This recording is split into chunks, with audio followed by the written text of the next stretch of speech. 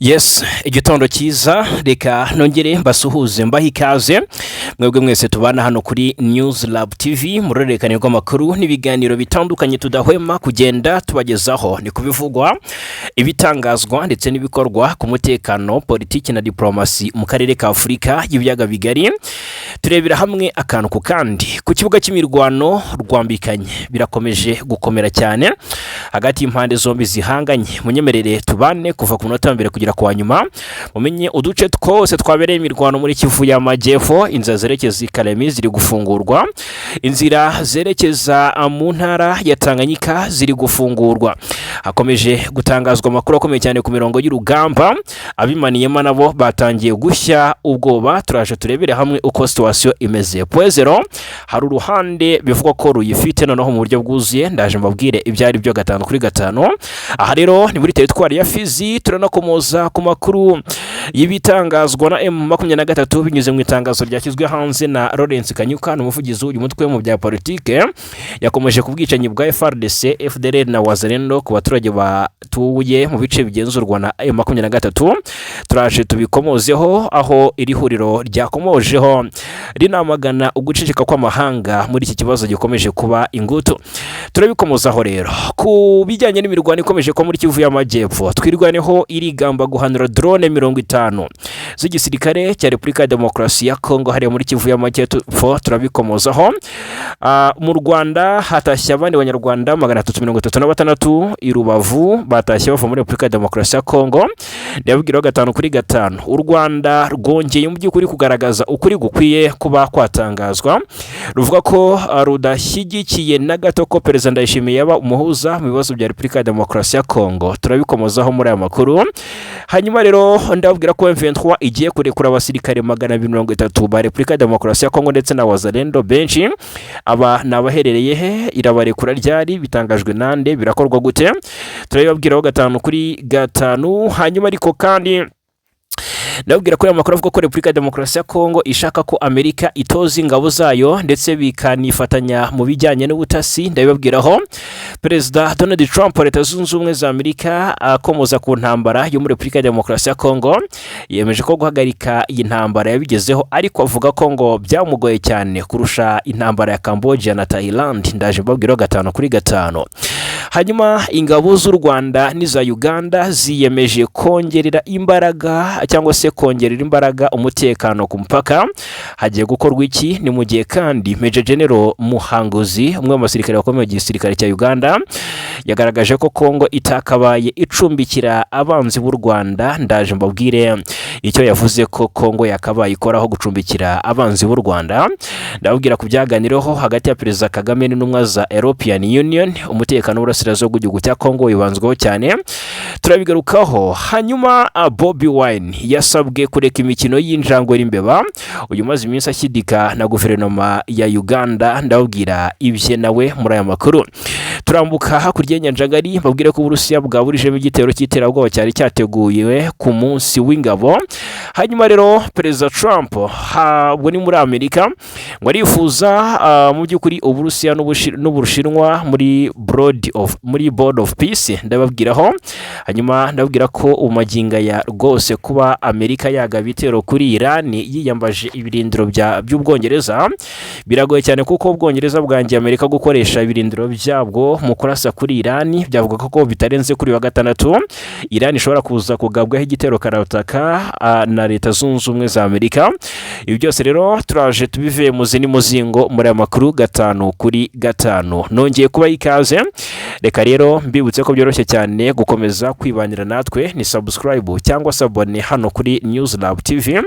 ubundi bindi nshuti bavandimwe nta kindi musabwa uretse kubiduharira nubwo hatangajwe agahenge mu minsi yashize imirwano iracyakomeje hagati ya FARDC ndetse na M23 muri Kivu y'Amajyaruguru ndetse na Kivu y'Amajyepfo reka turebera hamwe amakuru yatangajwe kuri wa 5 tariki 20 Gashyantare 2026 avuga ko icyitwa CCLF cyarenzweho bavuga ko nubwo hatangajwe agahenge cyangwa CCLF kahenge kakagobye kuba karatangiye kubahirizwa tariki 18 Gashyantare masaha ya saa 6 na karenge katangajwe na Repubulika ya Angola hasabwa ihagarikwa ry'imirwano hagati ya guverinoma ya Kinshasa n'ingabo za guverinoma n'abambari bazo birumvikana bahanganye n'umutwe wa M23.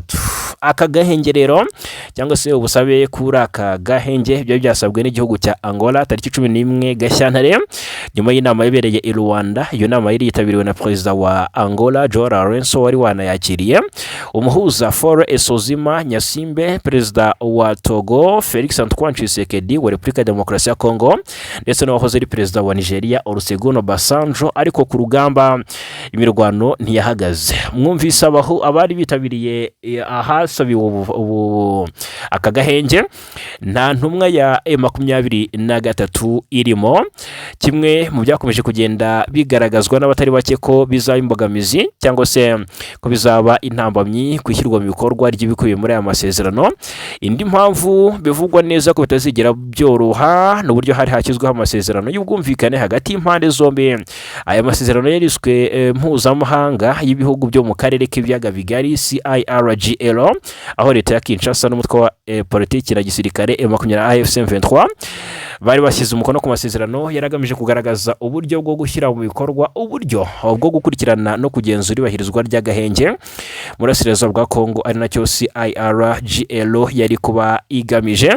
Hashyizwe hanze inyandiko igaragaza ko iyi CIRGL ariyo ishinzwe gukurikirana niba agahenge kubahirizwa, ikaba ishinzwe gukora iperereza ku byaha bishobora kuba byakozwe mu buryo bugiye butandukanye, ubwo n'ibyaha byo kutubahiriza ayo masezerano ndetse no gufata ingamba zikenewe mu kuganira n'impande zose kugira ngo hirindwe kongera kubaho ibindi bibazo. Inagaragaza uko uburyo buzakorana cyangwa se n'izindi nzego zo kugenzura ibyumvikanyweho niba bishyirwa mu bikorwa. Ubwo ndavuga ibyaganiriweho i Doha muri Qatar, kuko ni gahunda yateganyaga ko buri ruhande ruzagira abaruhagarariye bangana, aho leta ya Kinshasa igomba kugira abahagarariye iki gihugu bagera kuri 3 n'urundi ruhande rwa M23 rukagira abaruhagarariye bagera kuri 3. Hanyuma Qatar na Leta Zunze Ubumwe za Amerika nk'indorerezi byagombaga kuba bihabaye. Icyo gikorwa cyari kugenzurwa kikazakorwa n'itsinda ryari bushyirweho n'ubuyobozi. Ubwo umuyobozi w'ubu buryo nyine bwa CIRGL ariwe generali w'umunyezambia Charles Muyuni na Kempa. Ibi twabigarutseho mu minsi yashize. Ubwo rero ibyo byose bijyanye n'agahenge mw'abantu mwe abahuza barabizi ko kari kurengwaho nabo. Ubwo rero ni munyemerere twinjire aho imirwano iri guca ibintu. Nk'ubu ngubu Fizi imirwano ntiyahagaze, ni imirwano ikomeye cyane ndetse ikanakarata hagati y'impande zombi. Nk'ayitwa Poezero kuva ku wa 4 havuzwe imirwano no ku wa 5 ndetse icyumweru hafi ya cyose kirashize. Poezero irangwa umutekano muke hadatangazwa uruhande ruyigenzura. Hanyuma ngo twirwane hera hafite ubundi ngo FARDC irahafite. Ni imirwano ikomeye yakomeje muri iyi misozi hagati yo ni hejuru muri Fizi. Ingabo za Kongo FARDC zifatanyije n'imitwe ya Wazalendo zihanganye n'ihiro twirwaneho. Aba batangaje inkuru nabo ku ruhande rwa guverinoma Kinshasa akavuga ko twirwaneho na M23 bafatanya ngo bagafatanya na Gumino bagafatanya n'umutwe witwa ngo ni Android. Hanyuma ariko iyi mirwano yakomeje kubera ahantu hitwa Poezero nyine na hano ingenzi cyane kuko hari inzira ijya mu ntara ya Tanganyika ujya Kalemi ndetse no mu ntara ya Maniema ujya ahitwa Salamabila. Kugeza ubu ariko ntiharamenyekana neza uruhande rufite ubuyobozi bw'aho hantu. Aho imirwano ikomeje muri Kivu y'Amajyepfo, umutekano uracyari muke. Kuva mu gitondo cyo kuwa 5 tariki 20 Gashyantare imirwano yakomeje hagati y'impande zombi. AFC/M23 n'imitwe ya Wazalendo ya Paleko mu duce twa Mitimingi, Kaunda ndetse n'ahitwa ngo ni Mbiso. Aha Mitimingi, Kaunda na Mbiso M23 harwaniye na Paleko Ruburagica. Muri teritwari ya Masisi kandi hari n'imirwano yavuzwe yo mu bice bimwe na bimwe ni Rucuru. Bivuga ko rwose amasezerano y'amahoro ari kurengwaho mu buryo budasanzwe. Ubwo rero nubwo leta ya Kongo yemeye guhagarika imirwano nk'uko byasabwe na Angola, umutwe wa M23 nawo wari wemeye guhagarika imirwano mu biganiro bya Doha. Ariko kandi hari amasezerano abiri ingenzi aherutse gusinywa. Itangazo ry'amahame ishami rigamije agahenge karambye rya Doha, amasezerano yiswe amahoro n'iterambere yasinyiwe i Washington DC hagati ya Kongo n'u Rwanda. Ariko ibyo byose mw'abantu be bikomeje kugenda birengwaho uko bwije nuko bukeye, tubabwira uburyo ibintu bigenda bikorwamo. M23 iravuga ko mu kurenga kuri aka gahenge ubuyobozi cyangwa se guverinoma Kinshasa ikomeje gukora ubwicanyi bukozwe na coalition. Birumvikana M23 rero yamaganye guceceka kw'amahanga kuri iki kibazo. Uyu mutwe rero wamaganye uku guceceka kw'amahanga binyuze mu itangazo washyize hanze, uvuga ko rwose hakomeje kuba ubwicanyi bushya bw'iri huriro ry'ingabo za Congo FARDC, FDNB, Wazalendo na FDLR ndetse n'abacancuro b'abanyamahanga ngo bakoreye abantu benshi ubwicanyi na abantu bo mu bice bya Minembwe, Mikenge, Karingi ndetse no mu bindi bice byo mu misozi miremire. Umuvugizi wa AFC M23 Lawrence Kanyuka mu itangazo yasohoye kuri wa gatanu avuga ko ibikorwa cyangwa se bitihanganirwa by'ubugome bikorerwa inyoko muntu, bikorwa mu guceceka guteye ubwoba kandi kudakwiye kw'abakora mu rwego rw'ubutabazi, imiryango iharanira uburenganzira bw'ikiremwa muntu n'inzego zifite imbaraga za diplomasi.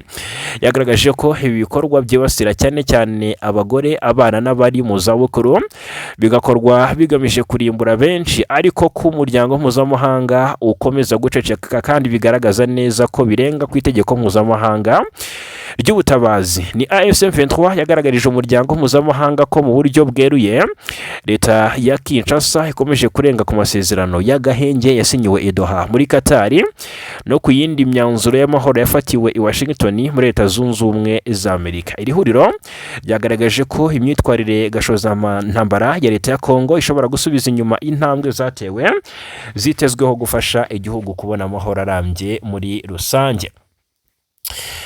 Agahenge gakomeje kurengwaho kandi mu buryo budasanzwe, hakomeje kugwa ishyano ku mirongo y'urugamba cyane cyane muri Kivu y'Amajyepfo.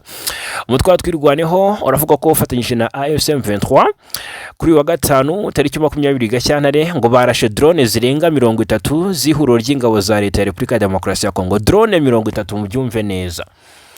Drone 30 za coalition ngo zarashwe na MLDP twirwaneho ndetse na M23. Nyuma y'imirwano yiriwe isakiranye impande zombi mu bice by'imisozi miremire ya Fizi.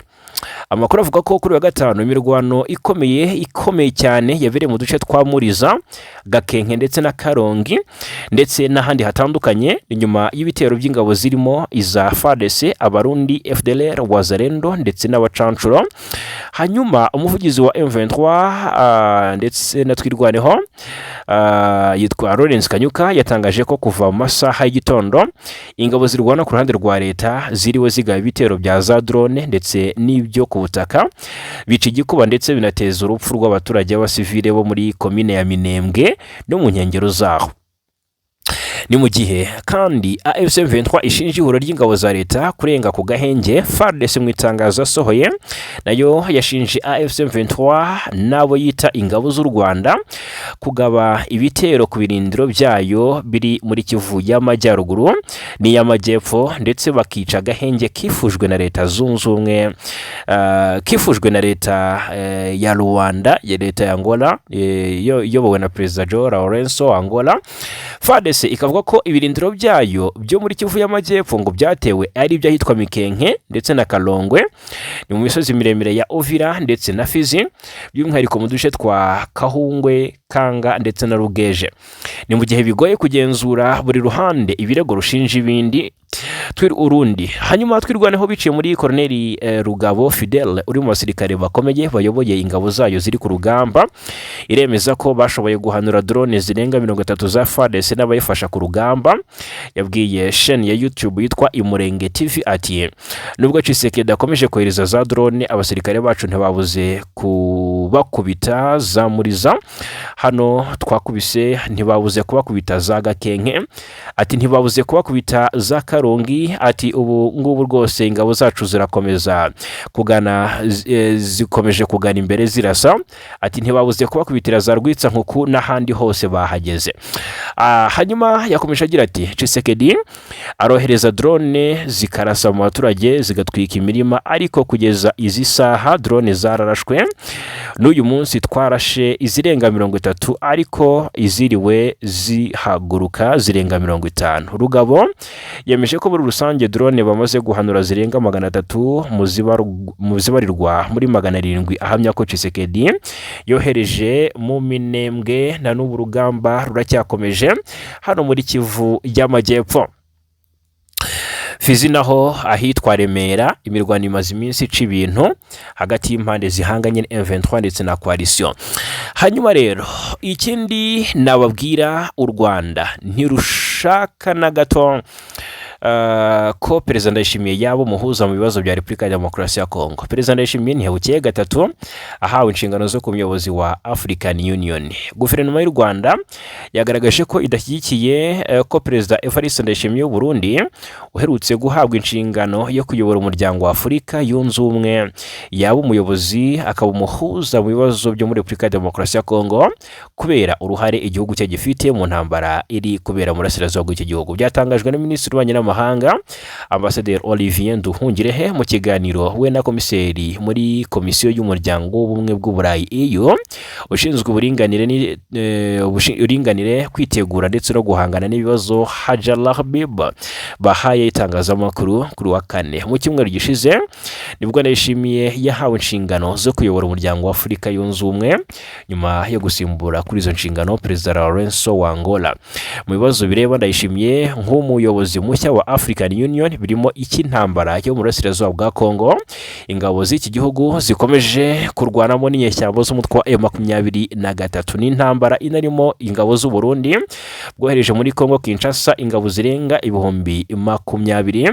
Minisitiri Nduhungirehe rero yagaragaje ko biteye impungenge kuba Burundi buri mu ntambara yo muri Kongo mu buryo bubi kuko bwashyizeho bariyeri ku banyamurenge muri Minembwe bubabuza kugera ku masoko, ibyatumye imibereho y'ikiremwa muntu irushaho kuba mubi. Akomeza avuga ko hari ibiganiro by'ubuhuza hagati y'u Rwanda na Kongo byashyizweho na AU, Togo igirwa umuhuza ndetse ahabwa n'abandi bantu 5 bakorana cyangwa se bakorana muri iki kibazo barimo Olusegun Obasanjo wabaye perezida wa Nigeria, Sahle-Work Zewde wabaye perezida wa Ethiopia, Festus Mogae wayoboye Botswana ndetse na Catherine Samba-Panza wabaye perezida wa Centrafrica.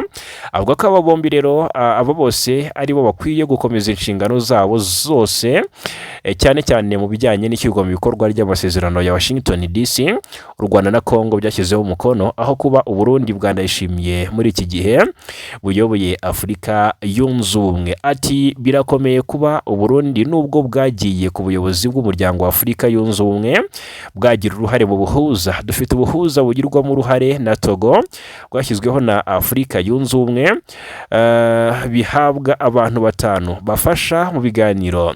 Dutekereza ko abo bantu hamwe n'umuhuza bakwiriye gukomeza akazi ko gufasha impande zombi gushyira mu bikorwa ibigenwa n'amasezerano ya Washington, Burundi butabigizemo uruhare kuko ari bumwe mu biri muri iki kibazo. U Rwanda kandi rugaragaza ko usibye ibibazo bya Kongo rwo n'u Burundi basanzwe bafitanye ibibazo byatumye kiriya gihugu cyo mu majyepfo yarwo gifunga imipaka.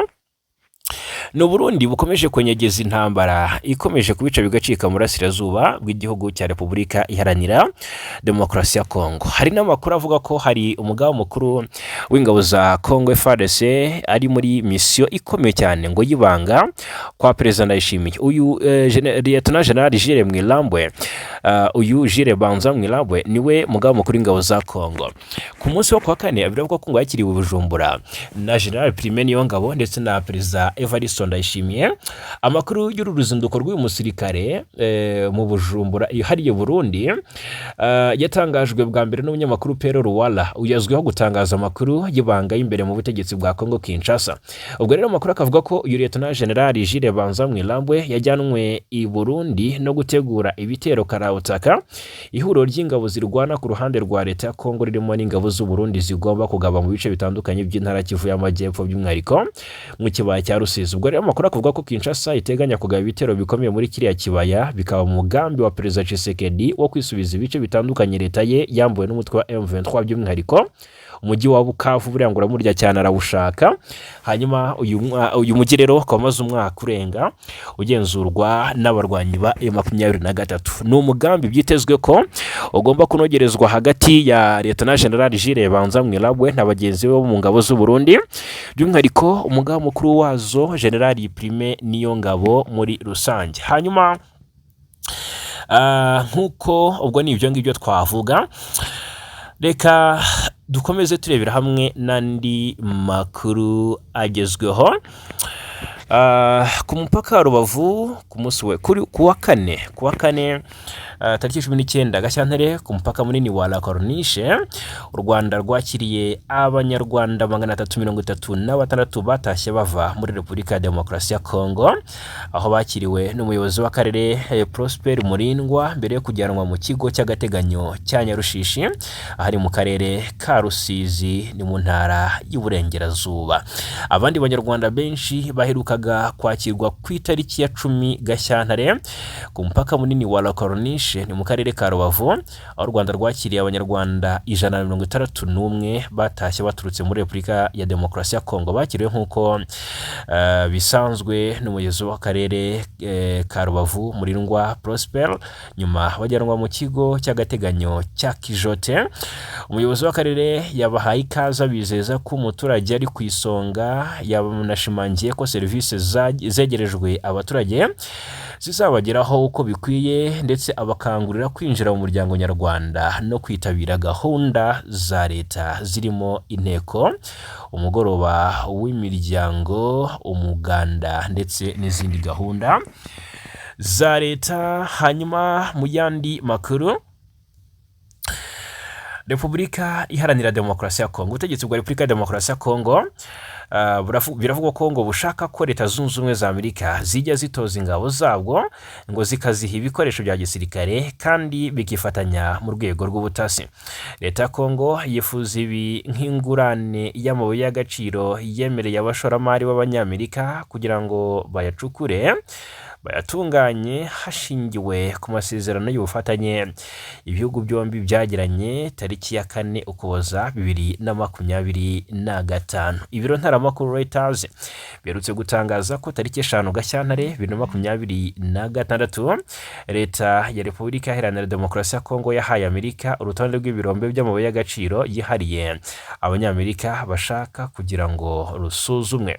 Amabuye y'agaciro Abanyamerika bashaka nayo bazifashisha mu gutunganya batiri z'imodoka zikoresha umuriro w'amashanyarazi, ibikoresho by'ikoranabuhanga ndetse n'ibikenerwa n'inganda za gisirikare. Ku ya 20 Gashyantare ikinyamakuru Africa Intelligence cyatangaje ko inyuma y'amasezerano yo mu Ukuboza hari indi ngingo y'ubufatanye mu rwego rw'umutekano ishobora gutuma Amerika na Repubulika ya Demokarasi ya Kongo ubufasha mu bya gisirikare. Ikinyamakuru cyatangaje ko hari inyandiko yateguwe n'umujyanama perezida wa Kongo mu by'umutekano Desire Kashmir Eberande Kolongele washyizweho umukono na Minisitiri w'Ububanyi n'Amahanga Therese Kayikwamba Wagner ndetse na mugenzi we wo muri Leta Zunze Ubumwe za Amerika Marco Rubio, ngo cyasobanuye ko iyi nyandiko ikiri ibanga igamije gutegura amasezerano y'ubufatanye bw'ibihugu byombi mu rwego rw'igisirikare, aho ingabo za Amerika zishobora kujya gutoza iza Repubulika ya Demokarasi ya Kongo zikaziha ibikoresho bya gisirikare ndetse bikanahana amakuru y'ubutasi. Muri Mutarama uyu mwaka itsinda ry'ingabo za Amerika zikorana na Afurika riyobowe na Colonel Michael Gasheru ryagiriye uruzinduko muri Kongo riganira n'ubuyobozi bukuru bw'igisirikare cya Kongo ku bufatanye bw'impande zombi mu guteza imbere amahoro n'umutekano. Amerika isanzwe ifasha ingabo za Kongo mu bijyanye n'imari ndetse n'amahugurwa y'imyuga, ikanaha polisi y'iki gihugu ibikoresho, ndetse Leta ya Kongo yifuza ko ubufasha bwarenga ubwo nyuma y'amasezerano yasinywe mu mwaka ushize. Bikavuga ko rwose Kongo yiteguye guha byose Amerika, ariko Amerika igafasha Kongo kugira umutekano. Tumaze iminsi tubabwira iby'ingurane ku kirombe cya Rubaya. Kongo yashyize ku rutonde rw'imitungo y'ingenzi Amerika igomba kuba igenzura ku mpamvu z'uko nayo yifuza ingurane y'umutekano. Ku bijyanye n'umutekano ku butaka bwa Repubulika Iharanira Demokarasi ya Kongo, Perezida Donald Trump wa Leta Zunze Ubumwe za Amerika yagaragaje ko yamaze guhagarika intambara muri iki gihugu. Avuga ko yamaze guhagarika intambara mu burasirazuba bwa Repubulika ya Demokarasi ya Kongo, ndetse bamuvuga ko ngo byakomeye cyangwa se byamugoye cyane kurusha ibikorwa byo guhagarika imirwano yabaye muri Cambodia na Thailand. Iyo bitangaje ku munsi wa kane tariki 19 Gashyantare ubwo yayoboraga inama ya mbere y'urwego mpuzamahanga rushinzwe guteza imbere amahoro arambye no kugarura iterambere ry'ubukungu mu ntara ya Gaza. Iyi nama yitabiriwe n'abahagarariye ibihugu byagize uruhare mu guhagarika intambara mu bihe byashize, birimo Cambodia, birimo Thailand, Armenia, Azerbaijan, Kosovo, Serbia, Ubuhinde ndetse na Pakistan. Perezida Trump yashimye abo bahagarariye ibihugu byabo ku bwitange bagaragaje mu kubuza amakimbirane gukomeza kwiyongera. Yishimira ko yageze kuri byinshi agiye ahagarika intambara mu bihugu bigiye bitandukanye, ariko kandi avuga ko ngo icyamugoye cyane ngo nta cyamugoye nko guhagarika intambara yo mu burasirazuba bwa Repubulika ya Demokarasi ya Kongo. Hanyuma rero ikindi twakomozaho yitwa Major General Muhanguzi. Uyu ni umuyobozi wa diviziyo ya kabiri y'ingabo za Uganda zirwanira ku butaka. General Major Paul Muhanguzi yagaragaje ko Repubulika ya Demokarasi ya Kongo itakabaye icumbikira abarwanya imitwe yitwaje intwaro ishaka guhungabanya umutekano w'u Rwanda, kandi ibihugu byombi bihuriye mu muryango wa Afurika y'Uburasirazuba.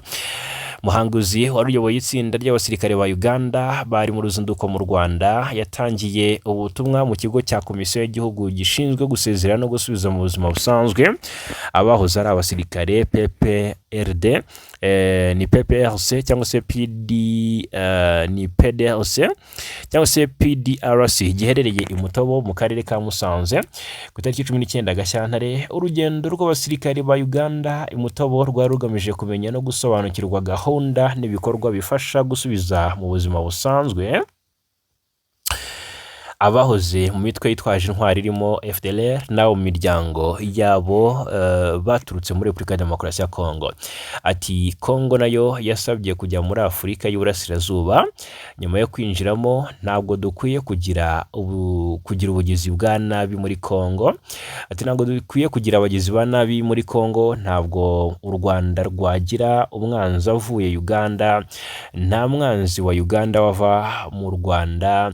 Atari ko rero turashaka na Kongo ntikagira abanzi batera Uganda batera u Rwanda.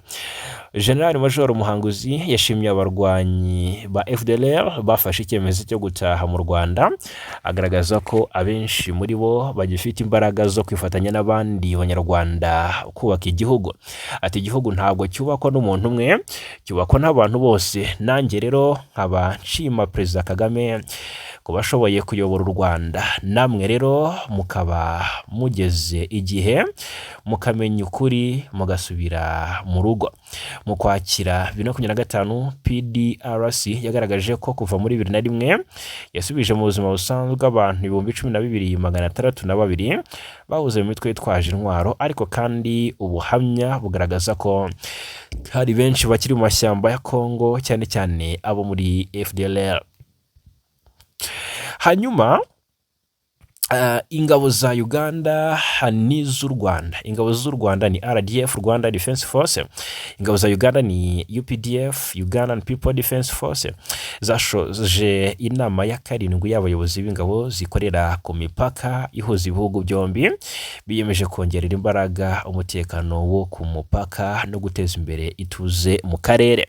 Iyi nama yabereye mu karere ka Musanze, yabaye mu rwego rwo gukomeza ubufatanye bw'ibihugu byombi, umubano mwiza n'icyizere hagati y'ingabo z'ibihugu byombi. Mu minsi 3 y'ibiganiro, intumwa z'impande zombi zasuzumye ibyemezo byafashwe mu nama ya gatandatu yabaye ku ya 30 Nzeri kugeza ku ya 2 Ukwakira 2025 ikabare muri Uganda, zinarebera hamwe aho ishyirwa mu bikorwa ryabyo rigeze.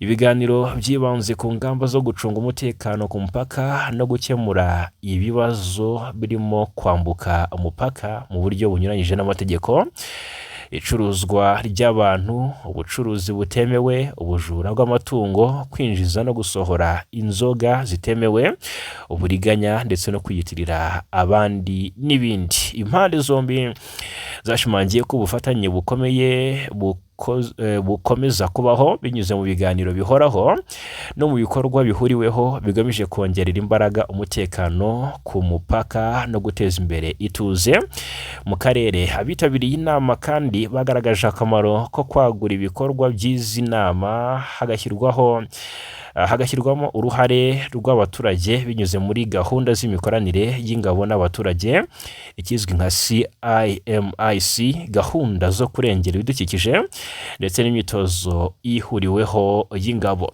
Umuyobozi wa diviziyo ya 5 muri RDF Major General Ruki Karusisi yashimye umwuka mwiza, ubunyamwuga n'icyizere byaranze ibiganiro. Yagaragaje ko ibiganiro byubaka byashimangiye ubushake bw'impande zombi bwo gukomeza kubungabunga amahoro, umutekano n'icyizere ku mupaka uhuza ibihugu byombi. Yanashimangiye ko abayobozi b'ingabo bazakomeza gukorana bya hafi, guhanahana amakuru no gukemura ibibazo bishya bishobora kuvuka.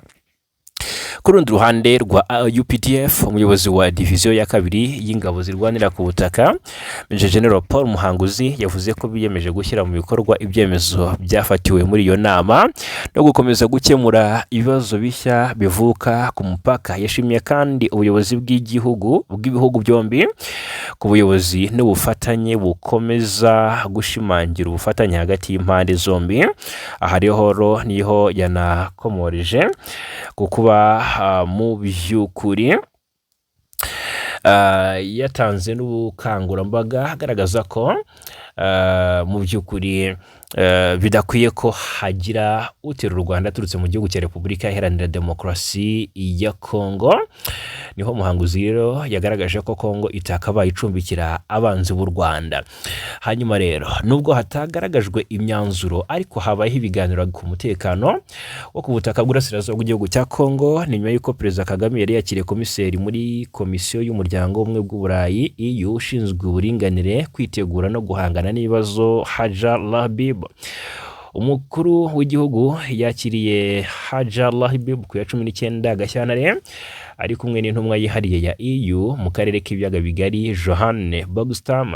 Itangazo ibiro by'umukuru w'igihugu Village Urugwiro ryashyize hanze rikomeza rigira riti bahuye baganira kuko umutekano mu burasirazuba bwa Repubulika ya Demokarasi ya Kongo uhagaze, hibandwa ku mbaraga zo ku rwego rw'umugabane na mpuzamahanga zigamije kwita ku by'abaturage bari mu byago bakeneye. Ibibazo by'umutekano mu burasirazuba bwa Kongo bimaze imyaka myinshi bigarukwaho, byaganiriweho. Ntabwo twamenye ngo hanzu ikizwi nuko byarebweho. Ubwo turakomeza gukurikirana mu by'ukuri bimwe mu byaganiriweho 5 nukomeza kubana natwe. Tunyarukiye mu gihugu cy'abaturanyi cya Uganda, tudatinze perezida w'ihuriro ry'amashyaka riharanira impinduka za Democracy Forum for Democratic Change Patrick Amuriat Oboye yabwiye Bobi Wine w'ishyaka NUP kureka kwihisha ibyo we yise umukino w'imikino y'injangwe n'imbeba. Umuhanzi Bobi Wine waje guhinduka umunyapolitiki aheruka kugaragaza rwose cyangwa se kugaragara mu ruhame ku ya 15 Mutarama mwaka ushize nyuma yo gutsindwa mu matora ya perezida muri Uganda, wakavuga ko ari ingabo za Uganda. Ni ku ya 15 Mutarama 2026 murambabarira, ni nyuma yo gutsindwa mu matora ya perezida muri Uganda, bakavuga ko ari ingabo za Uganda zagabye igitero ku rugo rwe zikarugota ariko akazica muri humye agatoroka. Ku wa gatatu rero w'iki cyumweru ubwo yagezaga ijambo ku kanama ni ku nama yiga ku burenganzira bwa muntu ndetse na demokarasi yabereye i Geneve, yashimangiye ko akiri mu buhungiro gusa ntiyari i Geneve kuko yari mu nzu yamanitsemo ibendera ry'igihugu ku rukuta. Kuri 20 Gashyantare Amuarit yatangaje ko abayobozi batavugaga cyangwa se batavuga rumwe n'ubutegetsi baba bashaka kwifata kugira ngo barebe ko bageze ku wundi munsi, ariko ngo nicyo gihe ubuyobozi bukenewemo kandi ko bisaba kwitanga. Hanyuma reka tunyarukire hanze ya Afurika naho turebera hamwe ese ni iki kiri kuvugwa magingaya. Reka wenda duhere kuri inkuru yihutirwa cyane turuka mu gihugu cy'Uburusiya. Urwego rushinzwe ubutasi imbere mu Burusiya ni FSB rwatangaje ko rwaburijemo igitero cyari cyateguwe kuzagabwa n'ibyihebe ku munsi wizihizwaho abarwaniye Uburusiya. Ni igitero cyari kuzagabwa mu munsi wa Stavropol murababarira ni Stavropol Paul uherereye mu majyepfo y'Uburusiya ku 24 Gashyantare, ubwo hazaba hizihizwa umunsi uzwi nka Defenders of the Fatherland Day. Ni umunsi ukomeye mu Burusiya wo guha icyubahiro abakoreye igisirikare cy'Uburusiya washyizweho mu mwaka w'1922. Ubu uzirikana abari mu ngabo n'abazibayemo. FSB yatangaje ko uwateguye iki gitero ari umuturage w'Uburusiya wakoranaga n'umuryango muri Ukraine wiswe uw'iterabwoba. Bikekwa ko yakoreraga ku mabwiriza yabo muri Ukraine. Uyu muturage yari yateguye iki gitero kikazagabwa ahari abantu benshi bari kwishimira uyu munsi. Byateganywaga ko azaturitsa inzu z'ubuyobozi muri Stavropol n'urwibutso rwaho. Uyu ukekwa yafashwe ahuza ibiturika yagombaga kwifashisha. Yafashwe nabo mu nzego z'umutekano atangira kubarasaho, nabo bahita bamurasa arapfa. Ni FSB yavuze ko nta muturage wakomerekeye muri izi mvururu. Hanyuma rero Ubwongereza bwangiye Leta Zunze Ubumwe za Amerika gukoresha ibirindiro by'ingabo zabwo biri mu bice bya Diego Garcia ndetse na Gloucestershire igaba ibitero kuri Iran. Nk'uko bitangazwa amakuru y'iki cyemezo cy'Ubwongereza yashyizwe hanze na The Times, avuga ko iyakesha abantu bizewe bari mu butegetsi bw'iki gihugu. Iki ikinyamakuru cyakomeje kivuga ko iki cyemezo cy'Ubwongereza cyarakaje Donald Trump, nawe yanga gushyigikira umushinga wa Minisitiri w'Intebe Keir Starmer wo kwegurira ibirwa bya Maurice, ibirwa bya Chagos. Hanyuma Ubwongereza bwanze ko ibirindiro byabwo bikoreshwa na Amerika kuko bishimangira ko igitero gishobora kugabwa kuri Iran cyaba kinyuranyije n'amategeko mpuzamahanga. Ibi bibaye mu gihe ku itariki 19 Gashyantare Trump yatangaje ko mu minsi 10 gusa abantu bazaba bamenye niba ibiganiro Amerika irimo na Iran byaratanze umusaruro cyangwa niba iki gihugu kizafata icyemezo cya gisirikare cyo gutera Tehran.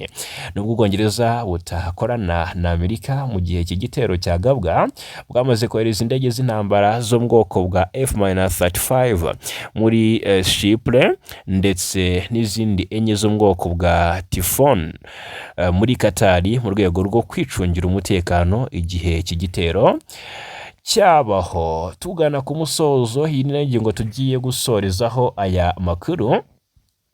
Perezida wa Leta Zunze Ubumwe za Amerika Donald Trump yatangaje ko yakwishimira kubona Uburusiya n'Ubushinwa muri Board of Peace yashinze ifite inshingano zo gukemura intambara n'amakimbirane hirya no hino ku isi.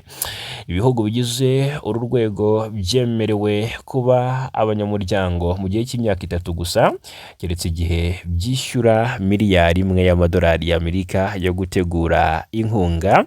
Ibikorwa by'uru rwego bigahabwa ubunyamuryango muhango buhoraho. Abagize inama nyobozi y'uru rwego barimo Minisitiri w'Ububanyi n'Amahanga wa Amerika Mark Rubio, intumwa idasanzwe ya Trump Steve Witkoff, wahoze ari Minisitiri w'Intebe w'Ubwongereza Tony Blair, n'umukwe wa Trump ariwe Jared Kushner. Amerika yatanze ubutumire ku bihugu byinshi 19 nibyo byitabiriye umuhango wo gutangiza uru rwego, ariko bivugwa ko 35 byamaze kwemera ubutumire, ibyatumiye muri rusange ni 50. Ubwo yaganiraga n'abanyamakuru, Donald Trump yatangaje ko yakwishimira kubona ibihugu nk'Uburusiya n'Ubushinwa byinjira muri uru rwego. Akomeza agira ati hari byinshi bigikomeje gukorwa, nakwishimira kugira Ubushinwa n'Uburusiya baratumiwe, ubakeneye bose, ukeneye ibitekerezo byose nta vangura. Ibi byatangajwe na Trump ni nyuma y'uko inama y'ubuyobozi board ikoze inama yayo ya mbere Washington, ihuriza hamwe abakuru b'ibihugu n'abayobozi bakuru baturutse mu bihugu bigera kuri 40. Ibihugu birenga 20 nk'uko hangaha bigaragazwa byamaze kwemera ubutumire bwa Amerika bwo kwinjira muri iyo nama y'ubuyobozi, mu gihe ibindi bihugu bigera kuri 35 byo byagaragaje ko bishishikajwe no kuyijyamo. Ngayo nguko rero, reka mbashimire cyane kuba natwe muri aya makuru yo muri iki gitondo cyo kuri uyu wa gatandatu tariki 21 Gashyantare 2026. Iyi ni News Lab TV, njye ndi Fagi Kayinamura, nkwibutse ko aya ari nayo mahitamo yawe meza.